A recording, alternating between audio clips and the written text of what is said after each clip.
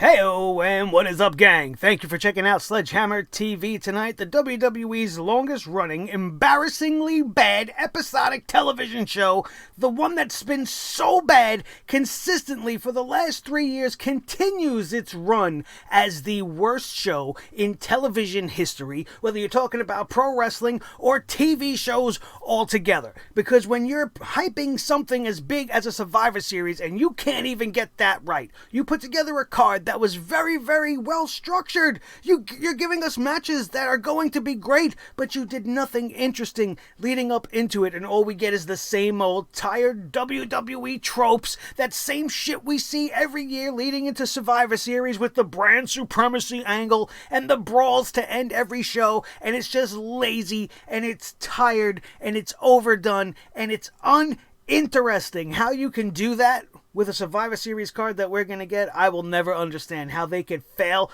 making it feel exciting, making it feel even the slightest bit meaningful at all. But we are going to discuss all of that and so much more right here and right now. My name is Nick Nightmare, and you are watching the Sledgehammer Wrestling Show's Monday Night Raw review for the go-home show for Survivor Series 2019. Let's do it. Hammers up!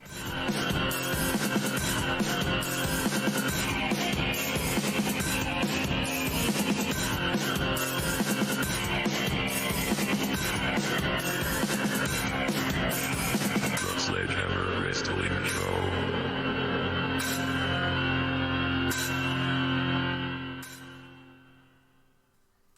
There were so many things wrong with so many aspects of tonight's show, it's hard to even know where to start. We could start at the very beginning, or we could start at the very end, because even sandwiched in between, for the most part, this episode of Monday Night Raw was just written very poorly.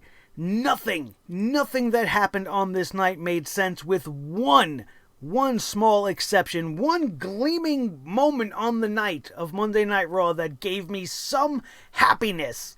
And it had to do with the involvement of Triple H and Kevin Owens and their whole confrontation. But there's a whole lot wrong with that segment as well. I loved the match that Drew McIntyre and Kevin Owens were having. But why are they fighting?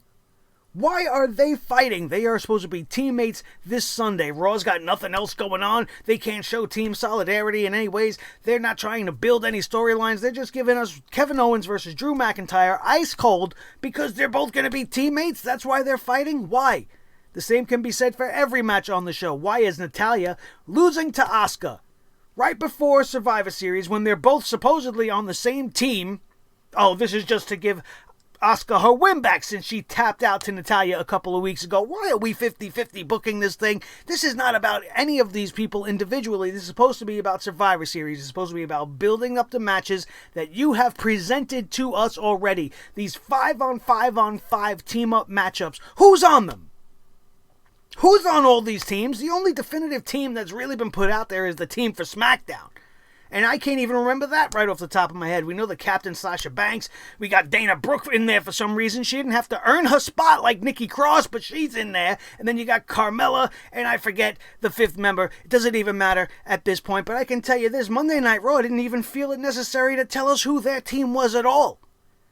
Unless you go to WWE.com, which I actually had to do before filming this thing to find out so that I know what I'm talking about, you would never know that Asuka and Kairi Sane are actually members of Team Raw, which don't really make all that much sense since they're the women's tag team champions. They shouldn't have any allegiance to anybody right now. I don't give a shit where they were drafted. They're an interbrand team right now, and they shouldn't be on any one specific team. But here's the kicker, okay? Charlotte's the team captain. She was absolutely useless tonight. Natalya is on the team as well. She's absolutely useless. And you know who the fifth member of the team is? Let me break this to you. This is exclusive here on Sledgehammer TV because Raw didn't want to fucking tell you. So let me tell you that Sarah Logan, former Riot Squad member who hasn't been around, hasn't been on TV, hasn't done jack shit, hasn't had to earn her spot on the Survivor Series like Nikki Cross had to do. She's the only person that had to earn anything in regards to Survivor Series. We had no qualifying matches to make the teams all these weeks leading into it. We have no idea what we're even going to watch when it comes to those particular matches. All we really know is what we're getting as far as championship triple threat matches and ridiculous Brock Lesnar matches. that nobody really wants to see in the first place. How are you going to tell me tonight was put together well to get you excited for Survivor Series? What did tonight have to do with Survivor Series? Oh, we had a brand warfare clash at the end of the show, Mr. Nightmare. Screw your brand warfare clash. What do they give a shit? They've only been on their specific brands for what, like 4 weeks? Why do they give a shit so much? Oh, I'm a SmackDown guy. We got SmackDown pride. We're finally going to invade Raw on our own. For what reason? For what reason?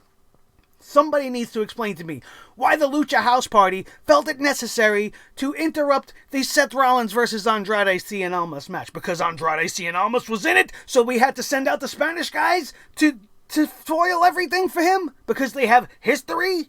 Why? Why was that necessary?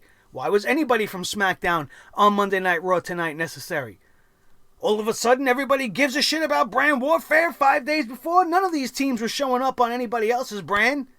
I was on this show saying, hey, I don't understand why Fox and USA aren't just playing with each other right now. We got NXT showing up on everybody's show, but why can't Raw show up and cause some trouble? Why does Raw hate SmackDown? There's no basis of it. There's nothing behind it. We have no reason to believe it. Oh, I wear red, you wear blue, so we're enemies. Oh, wait, we got these yellow kids coming around here, too. Let's all gang up on the yellow guys. No, that's not happening. You got NXT invading Raw. You got NXT invading SmackDown. And tonight on Raw, SmackDown decided to invade Raw. Shouldn't they be teaming up against NXT? When NXT is clearly dominating each and every show every time they show up. You got Triple H on the premises tonight. SmackDown decides they want to fuck with Raw tonight. And it makes no sense. And they look ridiculous all coming out in blue. You got the AC/DC song. Are you ready? You know what I'm ready? I'm ready to shut this goddamn garbage off. I'm ready for there to be a change in the regime. I'm ready for somebody to pick up the pen and write something that makes sense. Do you even care about Survivor Series WWE? Do you care at all about the sanctity of some of these things that mean so much to some of us wrestling fans that you just want to shit all over? I wasn't a big fan of the inclusion of NXT when I heard about the 3-on-3-on-3 as far as the Survivor Series style matchups are concerned. I am fully behind the Triple Threat Championship matchups, but there's no reason why we couldn't have had Raw and SmackDown teams combined, main roster combined, to challenge the incoming invasion of NXT to be the overall story of Survivor Series. You're muddying it up by making it a three-way battle, and two of these teams in the dance don't care about each other at all. Everybody's being beaten up on NXT.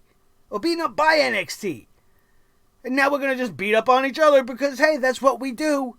So Monday Night Raw ends tonight in a big chaotic brawl, which is going to be the same way Friday Night SmackDown ends. It's probably going to be the same way NXT ends. Triple H wants to come out there tonight and start screaming into the camera while all this bullshit brawling is going on to end Monday Night Raw and go, I'm leaving the door open for Raw. I'm leaving the door open for SmackDown. We're ready for you. Blah, blah, blah. Why don't you just tell everybody, hey, Raw and SmackDown's going to be on NXT this week. Why don't you guys tune in to us instead of AEW? Why don't you just go out right out and say that? Because that other way was a little cringy. Just like the whole brawl at the end was cringy. The cameraman's getting shots of guys that are throwing ham shots at each other. It's like, oh, I'm mad at you. Let me hit you. You got so much shit going on. But it's good shit. It's such good shit. There's nothing good about this freaking episode of Monday Night Raw. That's my cold open, and to be honest with you, I could go on and on and on. We didn't even touch the Milk Dud and his friggin' retarded girlfriend, Lana. And we'll get to that. It's not even worth our attention. WWE just totally crapping the bed. They're just tanking it. They don't care. They're just coming up with whatever and throwing it out there. At this point, I think that they're letting them just go on the cuff. Go out there and just say whatever. And that's why Lana's going out there flubbing all over her lines. She can't even deliver the shit Vince McMahon wants her to say. Go out there and tell them you need to be 90 feet away from Rusev at all times. You got it, Mr. McMahon. I'm getting a restraining order for 90 days, miles, feet, 90 days, 90 seconds, 90... The simplest thing, a restraining order. Rusev needs to stay 90 feet away from me at all times. She messed up and says Rusev needs to stay 90 days away from me. Okay, so for 90 days, does she have to stay 90 feet away from you? Well, how can you not deliver such an easy line? Not that I give a shit about anything she had to say in the first place, but you're making it even worse by not being able to deliver. And then on top of that, you're trying to cover it up, and you're just making it worse. Oh, well, Lashley gets me flustered. I can't... And you look like a big old goofball. I can't stand it. And what was that pose? What was that little shit pose they did at the end? Were they trying to be like figure skaters at the end? Oh, we're sexy. We're going to make out and we're going to hit a pose. And then, like, I don't know, was Lana, like, ready to take it up the ass right there in the middle of the ring? Like, she was ready to go, man. She's laying back. She looks so relaxed. She's got her legs wide open. Her dress is falling down. You got Bobby Lashley, like, holding up, like, by one hand. And to me, what I'm looking at, he's looking at her like, what the hell are you doing? And I feel like he's trying to pick her up, but she's just trying to keep her body back on the floor. There was nothing sexy about it. It was awkward, if anything, at best. It's some of the worst television you will ever see in your life. Let's talk about this show. This show starts out with the man, Becky Lynch, coming out. And she wants to throw down a challenge to Shayna Baszler. She's talking trash to the NXT Women's Champion since the NXT Women's Champion wants to keep jumping people behind their back. She gets interrupted by the Iconics.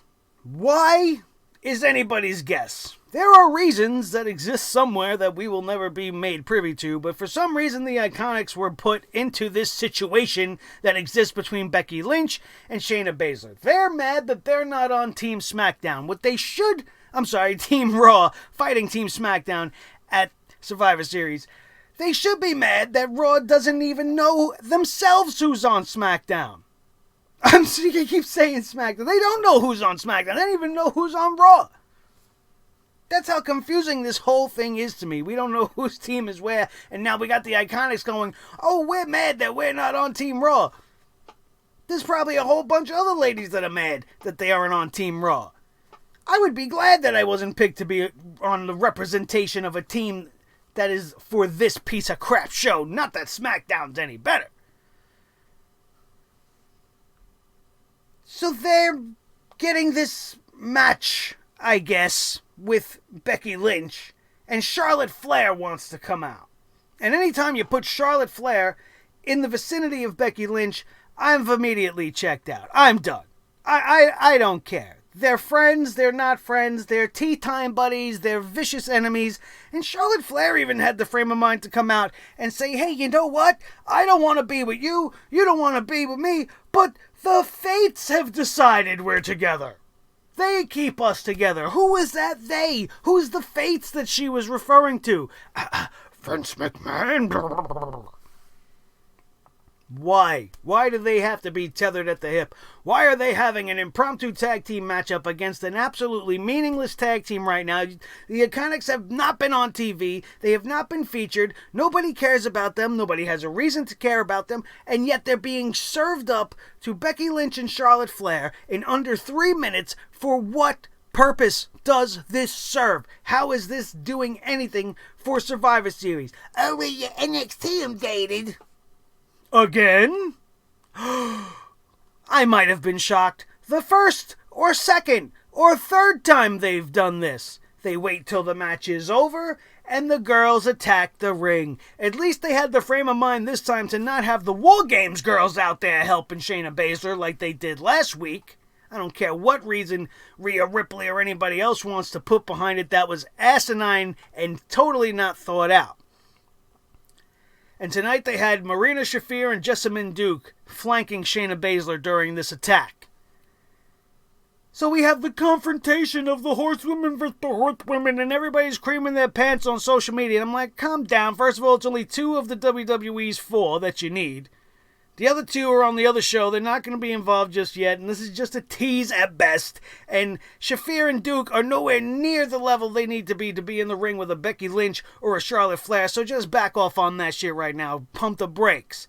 It's not happening, it's not necessary, and it didn't make any of this exciting or any cooler just because of their involvement and their affiliation with the Horsewomen and Ronda Rousey, so let's get past that whole thing. The one thing I want to talk about the most about this particular ending of this Open is Charlotte and Becky gave chase to Shayna and her buddies as they were trying to leave the arena after they attacked the ring. And they were stopped by security, a bunch of big old doofy-looking guys. And Becky Lynch delivers a serious right hand to one of these guys, knocking him clear into next Monday night. And now she has a clear path to getting to where she wants to go. She wanted to attack Shayna Baszler. They wanted to get at the girls from NXT. And she successfully punched out a security guard to stand there and take in the cheers. Why didn't she make a beeline for these girls? What was the point of hitting the guy if you weren't going to run past him? Isn't that what you were trying to do? You were trying to get to the girls. This man was stopping you to get to Shayna. You knocked him the fuck out, and then you stood there. Why, was the gravitational pull of Charlotte's tits too strong for you to break free of it? I don't understand. Who writes this crap? I'm wrong. I'm too picky. You're an asshole. That may be true, but I'm right. And you know I'm right. Which is why you love to hate me. Some of you. And some of you love to love me. And I love you guys too. Let's move on. The best thing about this women's championship... this women's match to start this thing. The Raw Women's Champion was involved in this matchup. Was the addition of Samoa Joe on commentary. While the timing of his arrival to the commentary booth was sketchy at best, it was absolutely awkward. Again, very awkward moment, because they just brought Samoa Joe out at that time because they needed to go to commercial break within the first 10 minutes for some reason this week. Why you didn't just have him out there to begin with, I don't know. It's just more WWE nonsense. But Samoa Joe was on fire all night long. I could listen to that man on commentary the whole entire rest of my life. He's a welcome voice on commentary. I feel like I was listening to myself. The way he broke into sheer ridiculous laughter watching the Lucha House Party show up on this show for no reason. He may have been laughing for other reasons, but he was expressing the same feelings that I was feeling on the inside. And it was absolutely amazing. He was fantastic. One of the highlights, of very few highlights for Monday Night Raw tonight.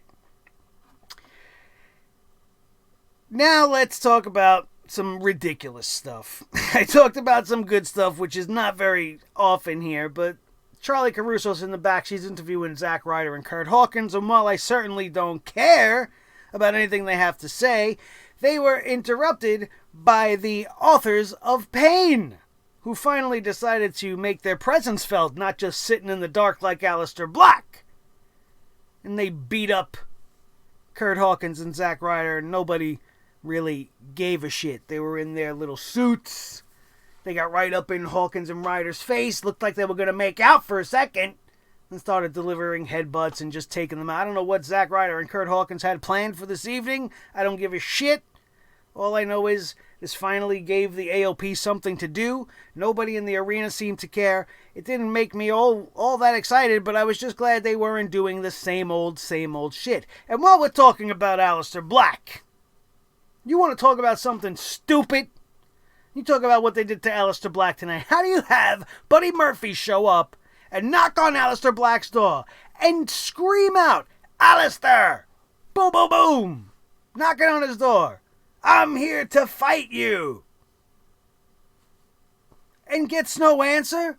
Aleister Black is shown every single week sitting in the back in a chair in this room by himself, seething at the mouth, frothing like a rabid dog, waiting for somebody to come pick a fight with him. And now somebody has come to pick a fight with him and the man don't answer the door? He gets to the door too late?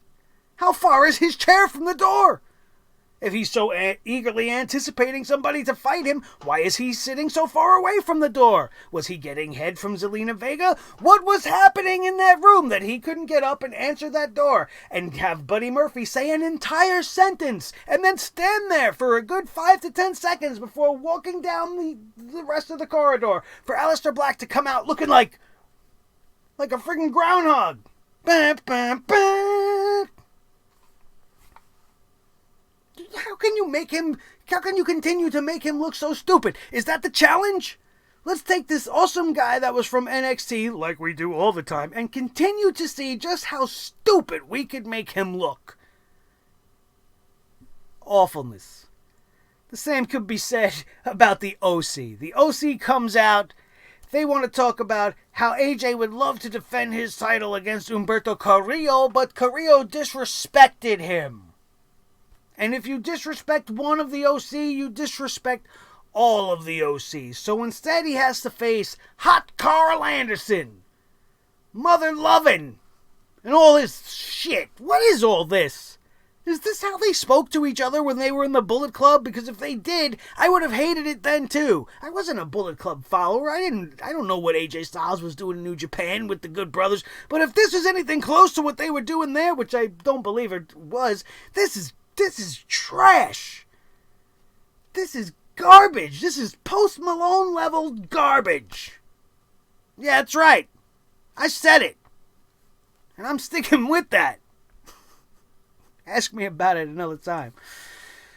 Anyway, this whole segment leads to Humberto versus Carl Anderson, and this was actually turning out to be a very interesting one-on-one matchup. It was given a nice amount of time. The one thing I didn't appreciate was the addition of the Street Profits. They were just stuck here because the WWE couldn't figure out another and more exciting way to use the Street Profits. So what do we do when we have a three-man team? Well, we have to leave them out there with their guy, even though he's wrestling in a singles match. So let's just take the Street Profits, since we don't know what else to do with them, and throw them in this weird scenario against the OC and align themselves with Humberto Carrillo, if just for this one night.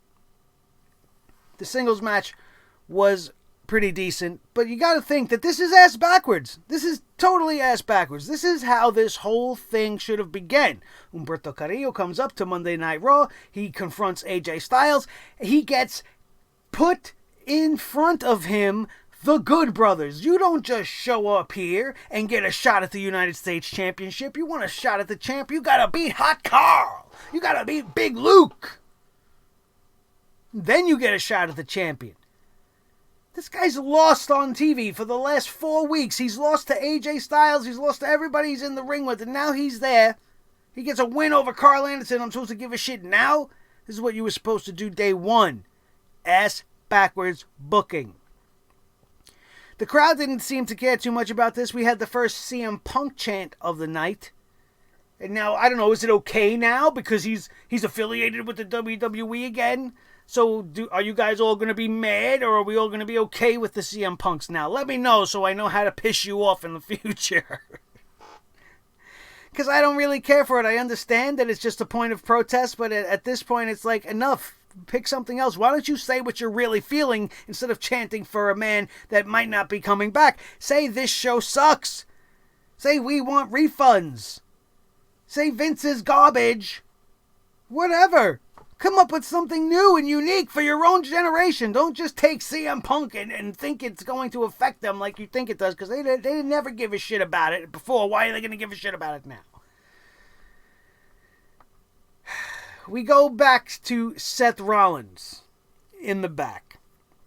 Charlie Caruso is talking to Seth Rollins. He's wearing his new t-shirt since JR wanted to just absolutely bring the hammer down on Seth Rollins. Seth Rollins, if you guys hadn't followed, he wanted to say some shit about JR, and then JR said some shit. I don't know. It ended up with JR making a mock version of the Burn It Down t-shirt that says Grill It Down, and it was fantastic. It was a great move by the JR camp to give a little dig at the current world champion, who obviously took offense to it, because here we are just a few days later and he's got a brand new t-shirt and it looks nothing like the old one. And problem is, it's not a bad looking shirt for once, but the problem is it's on a guy that nobody cares about.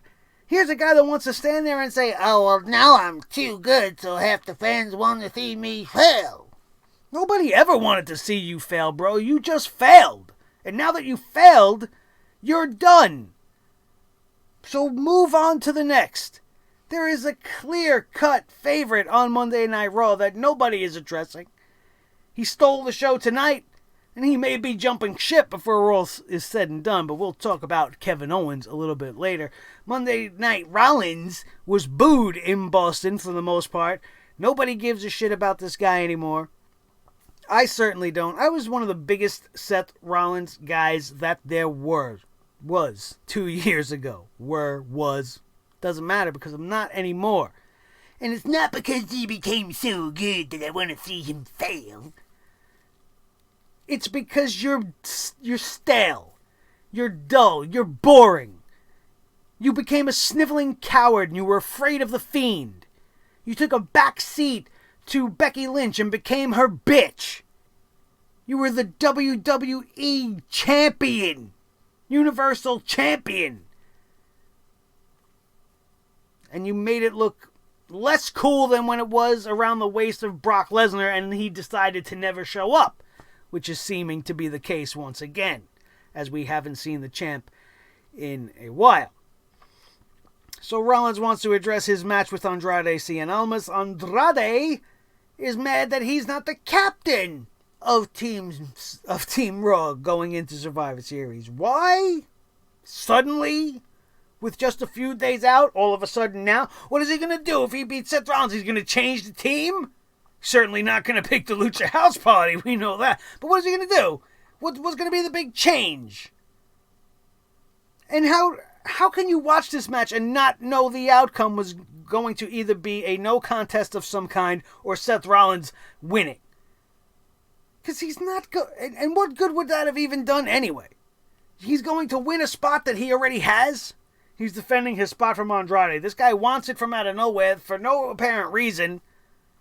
And again, we have people from Raw within Raw fighting each other while there are forces from the outside that want to break everything down. It makes no sense. No sense. Bobby Lashley defeated No Way Jose. What? No Way Jose? No Way Jose was on TV and we didn't see the Conga morons or anything? No. You know why? Because we had to see them do their stupid little sex promo. Lana wants to show up. She's filed for divorce. Rusev needs to stay 90 feet away for 90 days. The crowd is chanting for Rusev Day. Nobody cares. Nobody cares. 90 miles, 90 feet, 90 days. What does it matter? We all died a little bit inside watching this whole entire segment. Each and every one of us. All of this to see Lashley win by submission using a full Nelson on No Way Jose, who nobody gives a shit about anyway. And then they made out. And they did their little dippity-doo move. And Lana looked like a ridiculous porn star. And I don't know why we're watching any of this. Absolute garbage. Just not worth anybody's time. Not worth any of the money they're investing in this ridiculous angle. And it needs to just go away and die. This angle needs to die. The only thing good about it, if I could try to find a silver lining in the first hour of Monday Night Raw, they got Charlotte, they got Becky, they got Lashley and Lana, and then they got Seth Rollins in and out of the way before we hit 9 o'clock. Not that the rest of the way was smooth sailing. But if you gotta be fair, at least they got all of the heavy trash out of the way in the beginning. Seth Rollins defeats Andrade via disqualification after 15 minutes. He defeats Andrade via disqualification. And how did he get disqualified? This was ridiculous. Because the Lucha House Party decides to show up. The Lucha House Party attacks Seth Rollins, which gets him the DQ victory. Why the ref just couldn't have thrown out the match, why somebody had to be declared victor when the Lucha House Party clearly attacked both parties in the matchup, just goes to show you how they have to keep having Seth Rollins being pushed like the superstar they want him to be. Which is the same reason he was the one leading the charge. Monday Night Raw didn't come out to the Monday Night Raw theme, they came out to burn it down. But SmackDown came out tonight to AC/DC. Fucking ridiculous. I still can't find any particular reason to justify the Lucha House Party's involvement here. They just broke everything down. Samoa Joe left his ass off, which I was grateful for because at least I knew I wasn't alone thinking this was ridiculous. The match between Andrade and Rollins was actually picking up and was getting to be good. I was confused as to where they were going to make this match, how they were going to make this match finish, because you beat Andrade, he's a loser. Nothing changes. Seth loses, Andrade's the captain, and that would make no sense at all. So there was no win situation happening here. I thought maybe Zelina Vega was going to be the reason for an easy DQ, but they took an even worse way out than that and brought in the Lucha House Party. You didn't have NXT come in and stop the match and invade this match. You had SmackDown do it. Why? Why does the Lucha House Party hate Seth Rollins and Andrade? Who sent them out there? Who's the general over there on the blue brand? Somebody make this make sense. You can't. Now we get to the part of the night where Buddy Murphy walks through the back. He sees Aleister Black's locker room door. He knocks on the door. He says he's there to pick a fight with him. And then he waits a couple of seconds and thinks that he's not coming out. So then he starts to make his way away from Aleister Black's door. Aleister Black popped out his head like it was Groundhog Day, checked the weather for a second, then popped back in to his... I mean, this was friggin' ridiculous. This was just so stupid. A dumb way to feature Aleister Black. A stupid way to feature Buddy Murphy. If you're on your way to the ring for a match, why would you stop to try to pick a fight with Aleister Black anyway? You got a match coming up with Akira Tozawa. Why are you trying to mess with Aleister Black now? Did you not have something already? Like, I don't understand. It's not like you had nothing to do tonight. Why are you picking a fight tonight? And then you don't even have that fight culminate. They'll come back to this in a little bit. But Buddy Murphy defeats Akira Tozawa. This was an entertaining matchup, but it was all really for nothing. Akira Tozawa is great in the ring. He showed up here to job out for Buddy Murphy, who continues to be absolutely fantastic every time you see him in the ring. He's a great wrestler, and the guy is a superstar. But they're making him look like a fool, too, with this whole Aleister Black thing. And while, again, this was a very good match, really, really good, it just doesn't really do anything for anybody. Beating Tozawa does nothing for a Buddy Murphy, but just gives him another good match to feature him on Monday Night Raw. Losing to Buddy Murphy just leaves Akira Tozawa exactly where he was when he walked into Monday Night Raw, which was nowhere. It's one of the things about Raw tonight I don't understand. You're just bringing out these random people for these random matchups and you're expecting people to care. Why are they going to cheer for Akira Tozawa? You haven't featured him. You haven't done anything with him. You haven't given anybody a reason to care about him. So why are you going to give a shit? You're not. You're absolutely not. After this segment, then I was immediately starting to trigger the PTSD from last week, and I was feeling like I was trapped once again because they put me inside the Erick Rowan mousetrap cage or whatever the hell it is he's walking around holding. He wants to sit there and talk lovey-dovey and get all up in my face and be, oh, little boo-boo, and this and that, and daddy's gonna blah, blah, blah, blah. I don't care. I don't care. This isn't gonna make me care. Then you have this guy go out there and do nothing. do nothing. He's not like possessed by some weird animal and taking out people that I give a shit about. He's got this weird box and it's covered with this canvas thing and nobody knows what's in it. Nobody wants to peek in it, and there's probably might even actually be nothing in it, and the guy just might be absolutely off his fucking rocker. Or it's also quite possible they have not decided yet on what they wanted to put in this ridiculous cage. Be that as it may, it's all a waste. Because he came out to fight, Erick Rowan came out to fight some guy named Alex Malcolm. He beat him in about 30 seconds. All for the, hey, look at me, I'm a clown. I don't give a shit anymore about the Golden Avocado Toast Championship belt. 24/7, R-Truth little baby title. All this nonsense happened, and I immediately tuned out. I didn't even pay attention. I don't give a shit if the Singh brothers chased R-Truth or how many people were out there, if Erick Rowan got involved. Didn't matter. I was barely paying attention as it was with Rowan fighting Alex Malcolm. And then you do this. Made it even worse. Charlie Caruso, the busiest woman on the night tonight, once again in the back interviewing Randy Orton backstage. She's talking about how he's going to be with his Raw teammates. Randy Orton called himself the greatest Survivor Series superstar in history, which is a benefit to him. He heard that the Viking Raiders are looking for a fight. Really? Really? Where did you hear this?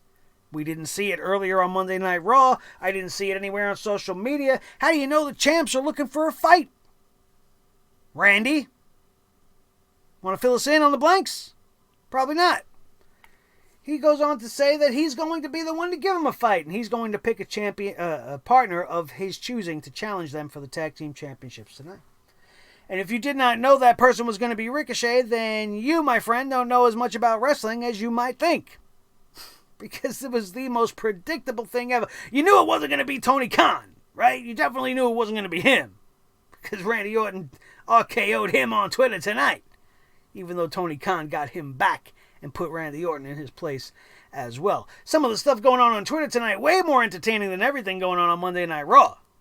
You had the Revival messing with the Undisputed. You had Tony Khan and Randy Orton going at it. And then you had Monday Night Raw on the screen and you didn't give a shit about it. Kevin Owens gets to face off against Drew McIntyre. Samoa Joe, once again the voice of reason, is absolutely baffled that these teammates would be fighting this close to Survivor Series. And I'm asking the same question. It's the way we started this whole show. I don't understand any of the matches happening tonight. Most of the matches on this night are happening between people that are on the same team going into Survivor Series. How this is leading towards brand solidarity and brand warfare is beyond me. It's confusing. And it doesn't make sense. These guys got to coexist on Sunday. For what reason do they have to hate each other right now? Nothing has happened between Drew McIntyre and Kevin Owens of recent memory, in the last few weeks anyway. This was a ridiculous match, but it was very, very good. This was almost 20 minutes of excellent action. I was a little bit going to complain about the use of the finishers. I don't like kicking out of the move that's supposed to be your end game. Kevin Owens hits a pop-up powerbomb. It's supposed to be the end of the match. Drew McIntyre hits a Claymore kick. It's supposed to be the end of the match. There ain't supposed to be no foots on the ropes. There ain't supposed to be no kicking out at all. And my feeling on that is that if you're not going to finish your match with your finisher, don't use it. You have signature moves and other big-time moves for a reason. You continue to hit those for near falls and false finishes. And then once that finisher from somebody, that's how you protect them. That's how you make moves feel special. You got Drew McIntyre kicking out to pop-up power bombs. It takes something away from it. And then, oh, well, he did it to Kevin, so Kevin's got to kick out of his finisher as well. You're diminishing the maneuver. You're taking away from the match a little bit. Because that's the end. Those type of moments are saved for something special like a WrestleMania. When this guy's been killing everybody nonstop with that move all year long. And then finally this one guy kicks out. And more often than not, once that happens to a guy, they move on and get another move to end the matchup, develop their character, become better at their craft, not be the same old tired, same old bullshit like an episode of Monday Night Raw. That's how you grow and learn and things become better. Monday Night Raw will never be better. Because here we had a great matchup. And while I don't understand why it's happening, it was enthralling. It definitely pulled me in. And I have to give credit to both of these gentlemen for what they did for us out there on this night. It was a fantastic match, and I would love to see more of it. The way this match finished, though, while this finish did lead to one of the greatest interview segments in 2019 in all of the WWE, why did that match finish? I'll wait. Why did that match finish? What was the end? Triple H said, this match is over now, I want to talk to Kevin? And then what happened to Drew? Drew McIntyre just disappeared. This would have been, as intriguing as it was, this would have been a whole lot more intriguing had Drew McIntyre been standing out there as well. What if Triple H was offering the branch of peace out to both of them? You could say the exact same thing to Drew McIntyre that he said to Kevin Owens, and it would apply 100%. You came up here and they don't understand you. You came up here and they don't even really want you here. They put you with Dolph Ziggler. They put you with this guy. They put you with that guy. They don't know what to do with you, and they don't really want you. That's exactly what he said to Kevin Owens. You came up here, you stood with the United States Championship over the body of John Cena. Where's that, Kevin Owens? You were taken. I love that. Triple H, Kevin Owens, you were taken. You didn't want to be here, but here's where you are. And now here's Triple H offering him the opportunity to come back to where he was great. Come back and be the Kevin Owens Triple H always wanted him to be. I enjoyed everything about it. What I didn't enjoy was the fact that it finished the match. How was that a no contest? What happened? Triple H told the ref to end the match? Because he wanted to talk to Kevin Owens. And so Drew McIntyre just leaves. Oh, yeah, okay, all right, I'll just leave, Trips. And then you got members of NXT standing on the entry ramp. You're assuming that they're there to beat down Kevin Owens, but that was not the case. Triple H made sure to tell Kevin Owens that was going to not happen. He reiterated to Kevin Owens, while you were here on the main roster, Kurt Angle fired you. Shane McMahon fired you. You don't fit the mold. And he loves that. Triple H loves that about Kevin Owens. He went on and on and on, and then, of course, the obligatory mid-show brawl happens. Members from the Raw locker room come out. Ricochet, Cedric Alexander, and a bunch of other people that are not on Team Raw, that really have nothing to do with Survivor Series. They're just on Raw, so they got to throw the bodies out there. This was weird, and just the same old bullshit, like I said. Nothing intriguing or exciting about it. The OC ran out to try to help as well, and we just had NXT versus Monday Night Raw for a little while. We go back to Charlie Caruso again. She announced that AJ Styles is going to defend the United States Championship against Humberto Carrillo again. This match will take place on Raw next week, and we don't care. She then sent it to Paul Heyman, who was somewhere else in the arena without Brock Lesnar. He wanted to hype up the match between Lesnar and Rey Mysterio. I didn't care. I didn't care at all about this. They then went back to Charlie Caruso again, who had Rey Mysterio ready to go with a reply. This was friggin' stupid. This was Rey Mysterio given a moment to put over Humberto Carrillo. Then he wanted to stand there with his little Nerf wiffle ball bat and talk about how he's going to win the WWE Championship. And he's going to do this for his son. And if Dominic doesn't turn on his dad and be the reason why Brock Lesnar is still the champion on Sunday, then the WWE is doing it completely wrong. No other outcome will be acceptable for that matchup. Did nothing to make me want to see it any more than I did last week, though. It's just going to be Brock Lesnar versus Rey Mysterio. And without that hook, it won't be anything. Asuka defeats Natalya in less than 5 minutes to get her win back. Otherwise, there was no other reason for this to happen at all. This was just a match that just happened to be there. It was brought to you by Denny's. I would have rather find a freaking... There's no Denny's around here. I would have rather spend my time looking for a Denny's to try this pancake special everybody's talking about, this big breakfast or whatever the hell you call it. Grand Slam. I don't know. I've never been to a Denny's.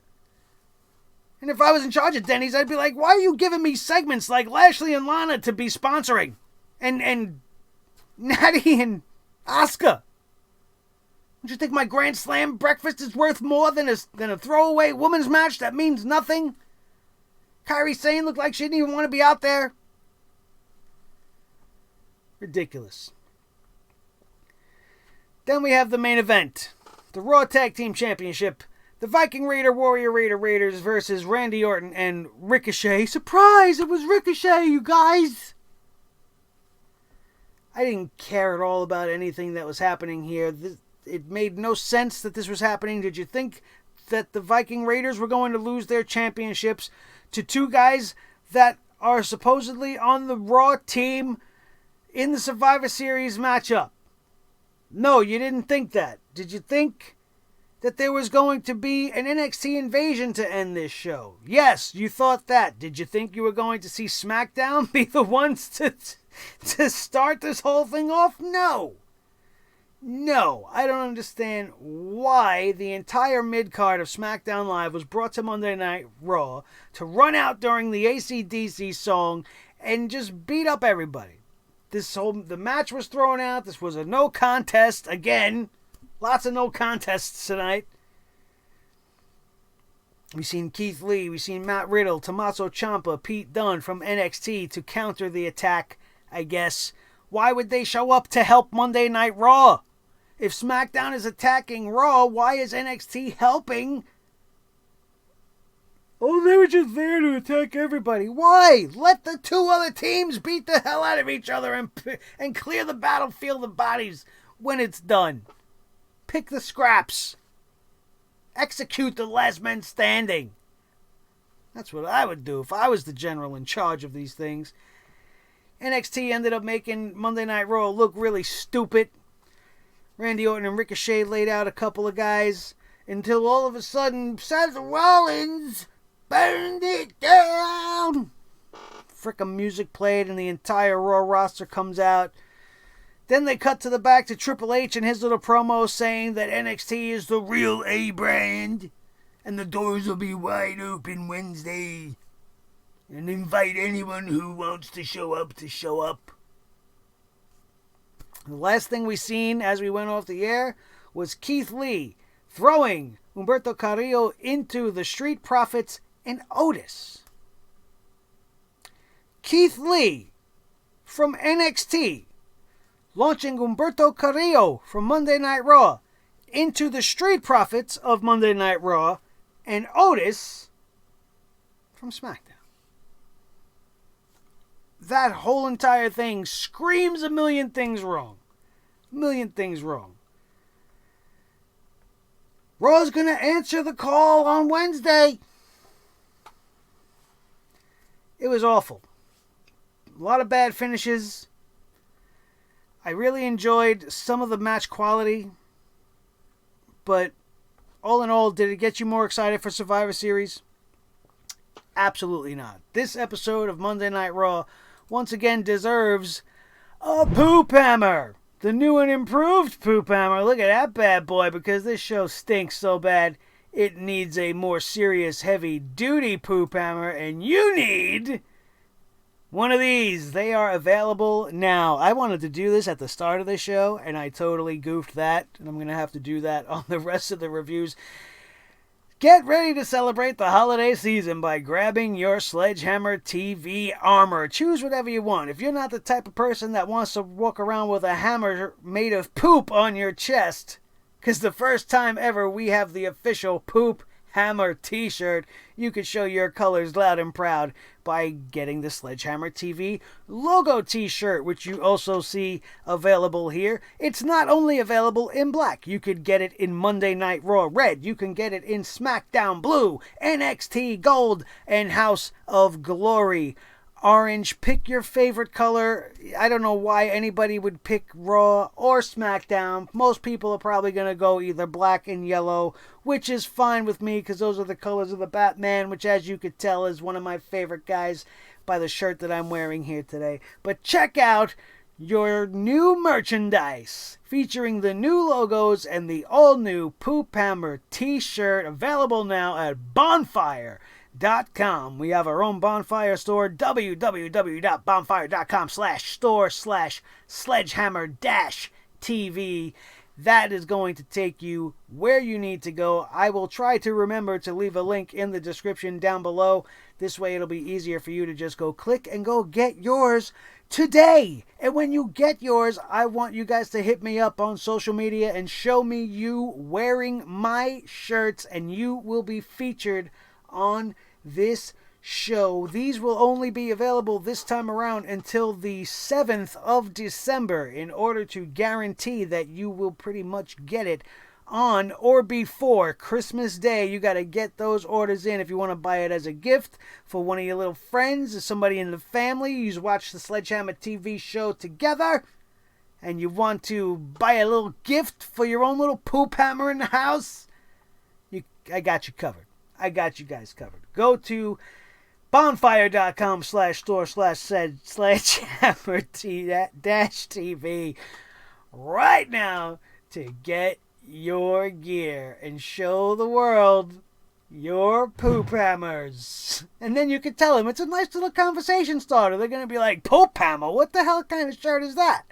And you'll be like, well, I watched the Sledgehammer Wrestling Show. You should watch, and you should also subscribe, which is what I'm going to invite all of you guys to do right now. If you just sat with me for the last 50 minutes, and not 15, 50, and enjoyed every single minute and enjoyed everything that I said and want to grab yourself a t-shirt, you need to be a subscriber. So hit that subscribe button right now. Hit the notification bell so that you don't miss anything that we got going on here on Sledgehammer TV, and you will not be left out of the loop on any of that. Smash that thumbs up. If I made you laugh, if I made you realize that maybe you sat down and you got excited, and maybe now you realize, oh, maybe I shouldn't be that excited because they're treating me like a trash bag and they're treating me like a dumbass idiot. And they're just showing me the same shit I see every year. Hit that thumbs up then. And then you could share this video with each and every one of your wrestling buddies all over the wrestling world that might need that same lesson to be taught to them. They might be all hyped. Oh, 5-on-5, this and that. Take them down a notch and say, hey, guy, don't be up in the clouds. Come down and bring the hammer down with you. Check out my buddy Nick Nightmare here on Sledgehammer TV. Share it all over the world, and let's get this channel where it needs to be, which is number one. Number one, and we don't stop till we reach the top. And I am not a New York City DJ, but that is the way we are going to round this thing out. My name is Nick Nightmare.